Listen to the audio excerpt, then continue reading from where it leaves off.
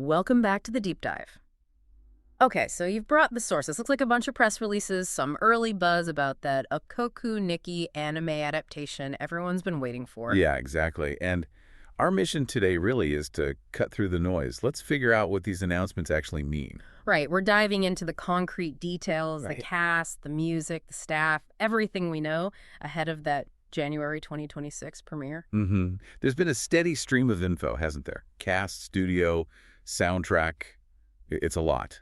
So we want to pull out the important bits. Like, why this team? What does the casting tell us? Precisely. We're focusing on the implications, beyond just the name. Okay, but before we jump into the adaptation itself, we absolutely have to set the stage with the source material, because the tone of Ikoku Nikki is everything. Couldn't agree more. It ran for, 6 years? Wrapped up in 2023? Yeah, and importantly, it's a josei manga.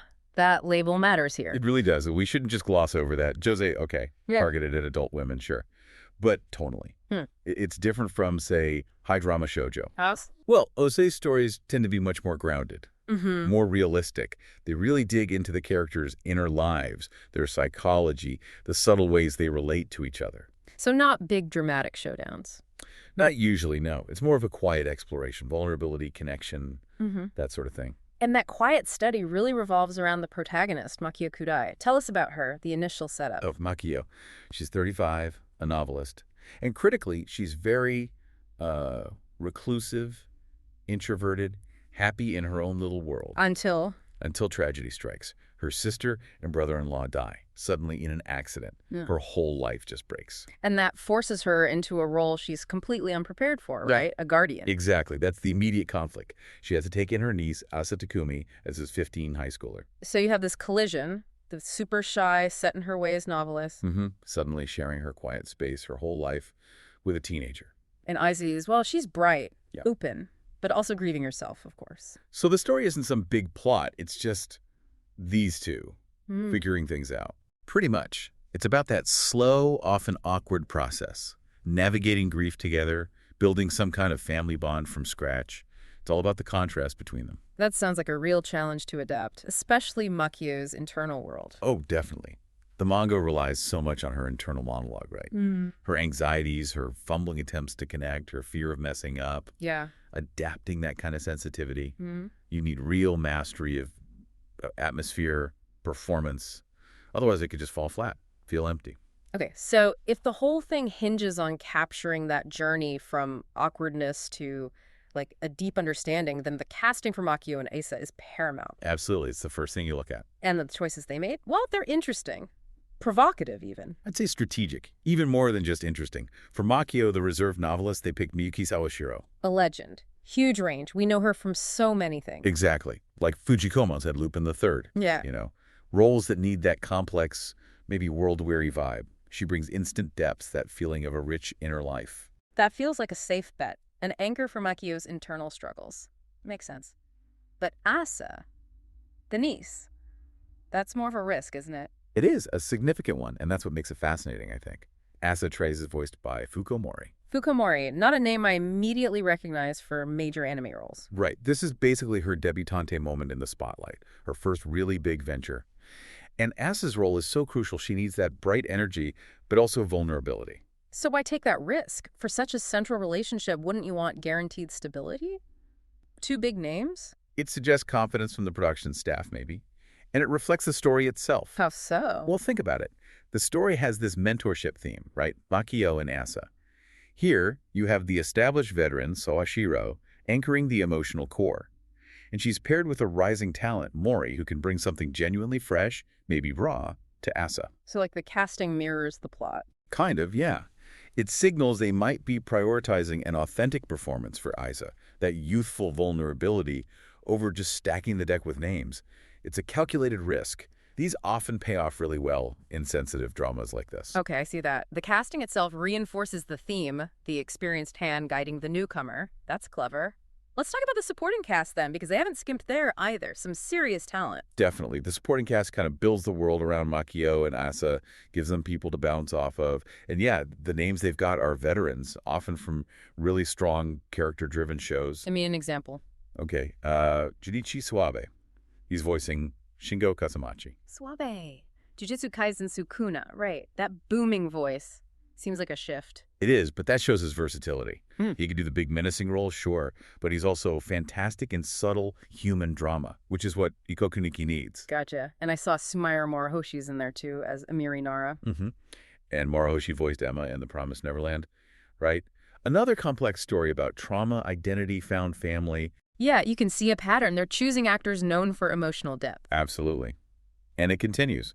Eriko Matsui, who voiced Shiro in Ayer 2, was reincarnated as the Seventh Prince recently. She's playing Nanadaiko. Okay. And then Takashi Kondo is voicing Kazunari Tono. He's another really reliable actor, works across different genres. So the takeaway isn't just individual roles, but the collective experience. Yeah, exactly. It's the whole package. These are actors who can convey a lot with maybe not much dialogue. In a Hode story, what's not said is often just as important. Subtlety is key. That's actually a perfect transition. If the actors need to rely on nuance, then the team behind them, director, writer, composer, they have to be perfectly in sync to create that space. Couldn't agree more. So let's shift to the creative staff. Who's steering the ship? Okay, for a quiet, character-first story like this, the director and writer are crucial.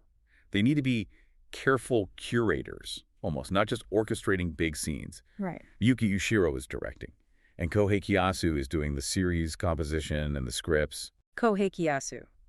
How do we know he can translate that tricky internal monologue we talked about, Makio's inner world?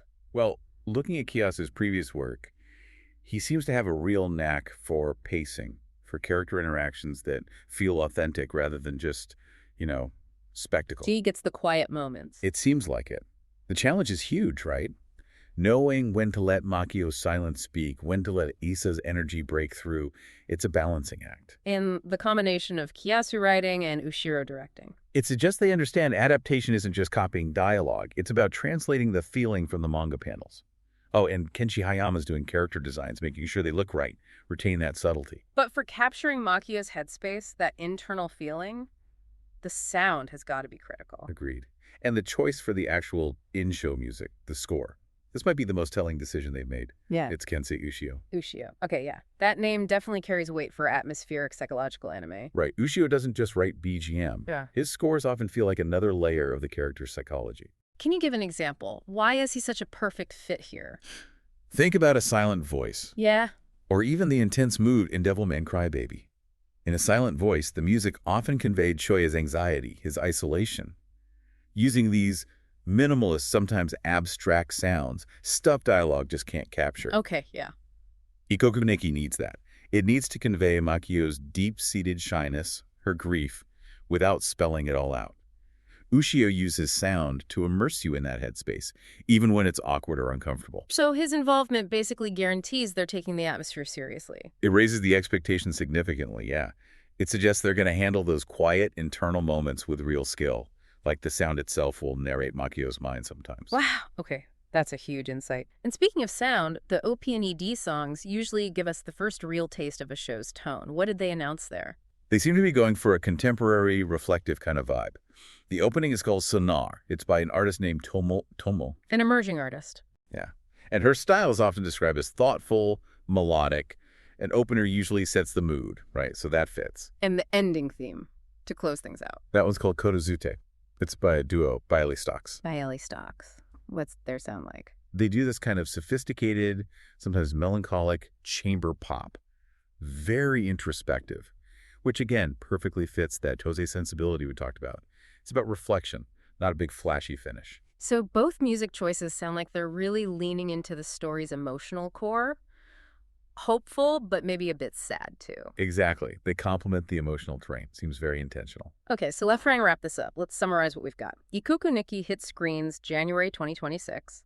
The creative team Ushio directing, Kiyasu writing, and crucially, Ushio composing seems perfectly suited for this kind of character-driven psychological story. Then you've got the cast, Miyuki Sawashiro providing that veteran stability for Makio, balanced by the freshness of Fuko Mori as Asa. Right. All serving this really heartfelt story about, well, finding connection after loss. And if we pull back even further, the most compelling thing, I think, is how the production choices mirror the story itself. You mean that veteran and newcomer dynamic again, Sawashiro and Mori? Precisely. The story is about Makio, the established, but awkward novelist guiding and being guided by Asa, the bright newcomer, right? Yeah. And the staff literally cast an established veteran as Makio and a relative newcomer as Asa. So they haven't just adapted the plot points. They've actually built the story's central tension, that mentorship idea, right into the acting team. It feels like it. It suggests they really get the heart of the manga. It makes you think this adaptation won't just be a surface-level retelling. It might be genuinely sensitive, authentic. That's a really interesting point. So maybe a final thought for you, the listener, as you wait for 2026. Think about this. The story is grounded in Makio's anxiety, right? Her feeling inadequate as a caregiver. Absolutely. So how might that real-world dynamic, Sawashiro, the veteran, potentially mentoring Mori, the newcomer, through this big role, how might that parallel actually shape their on-screen chemistry? Could it give their performances an extra layer of truth? It's definitely something to think about. The expectations are high for this one because people love the manga's quiet power. But honestly, every announcement, from Ushio's music to this casting dynamic, it suggests this adaptation is going to be something special, worth the wait. Definitely one to mark on the calendar for January 2026 then.